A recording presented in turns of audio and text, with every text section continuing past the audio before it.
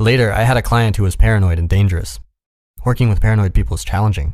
They believe they have been targeted by mysterious conspiratorial forces working malevolently behind the scenes.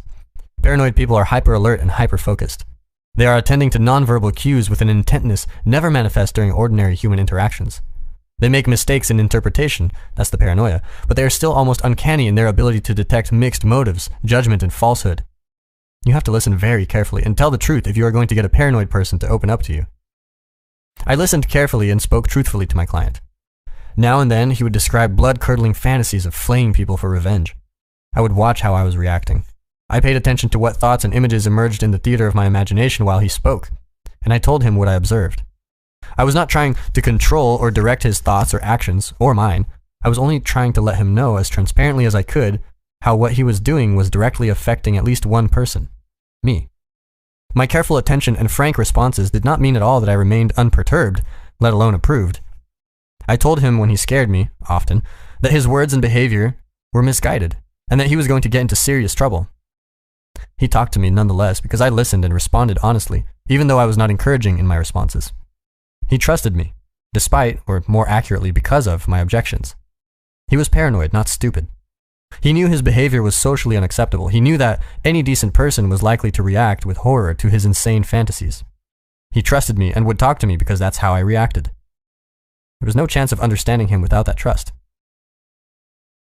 Trouble for him generally started in a bureaucracy, such as a bank. He would enter an institution and attempt some simple task. He was looking to open an account or pay a bill or fix some mistake. Now and then, he encountered the kind of non-helpful person that anyone encounters now and then in such a place. That person would reject the ID he offered or require some information that was unnecessary and difficult to obtain. Sometimes, I suppose, the bureaucratic runaround was unavoidable, but sometimes it was unnecessarily complicated by petty misuses of bureaucratic power. My client was very attuned to such things. He was obsessed with honor. It was more important to him than safety, freedom, or belonging. Following that logic, because paranoid people are impeccably logical, he could never allow himself to be demeaned, insulted, or put down even a little bit by anyone. Water did not roll off his back. Because of his rigid and inflexible attitude, my client's actions had already been subjected to several restraining orders. Restraining orders work best, however, with the sort of person who would never require a restraining order. "I will be your worst nightmare," was his phrase of choice in such situations. I have wished intensely that I could say something like that after encountering unnecessary bureaucratic obstacles, but it's generally best to let such things go. My client meant what he said, however, and sometimes he really did become someone's nightmare. He was the bad guy in No Country for Old Men.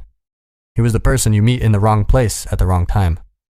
If you messed with him, even accidentally, he was going to stalk you, remind you what you had done, and scare the living daylights out of you.